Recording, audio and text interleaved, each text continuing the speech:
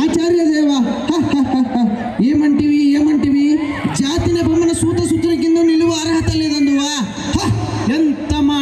ఎంత మాట ఇది ఛాత్ర పరీక్షయే కానీ క్షత్రియ పరీక్ష కాకూడదు. ఇది కుల పరీక్ష ఎందువా.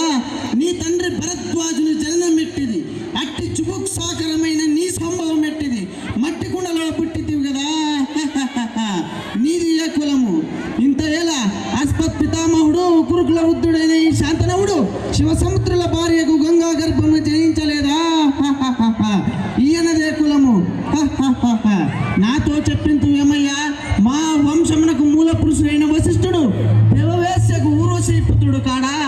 అతడు పంచం జాతి కన్నైన అరుంధతి ఎందు శక్తిని, ఆ శక్తి చండాలంకనందు పలాసరుని, ఆ పలాసరుడు పల్లబడితేన మత్స్యగంధి ఎందు మా తాత వ్యాసుని, ఆ వ్యాసుని విధవరండ్రైన మా పితామహి అంబికతో మా తండ్రిని, పినపితామహి అంబాలికతో మా పినతండ్రి పాండురాజును, మా ఇంటి దాసితో ధర్మ నిర్మాణ జనుడని మీచే కీర్తించబడుతున్న ఈ విదుర దేవుని కనలేదా?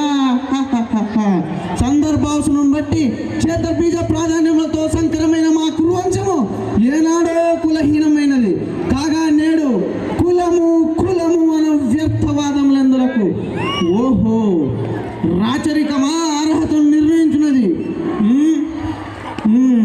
అయిన మా సామ్రాజ్యంలో సస్యశ్యామలమై సంపద విరాళమై వెలుగుందు అంగరాజ్యంకి ఇప్పుడే ఈతని మూర్ధాభిషక్తిని గావించుచున్నాను.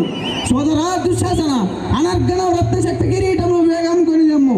మామా గాంధార సార్వభౌమ సురచిర మణిమయ మండిత సువర్ణ సింహాసన ధిష్టింపము. పరిజనులారా, పుణ్యభాగీరథి నది తోయమునందుకొనడు. కళ్యాణ భట్టులారా, మంగళ తూర్యరములు సుస్వరముగా మ్రోగునిండు. వంది మాగదులారా, కర్ణ మహారాజును కైవారం గావింపుడు.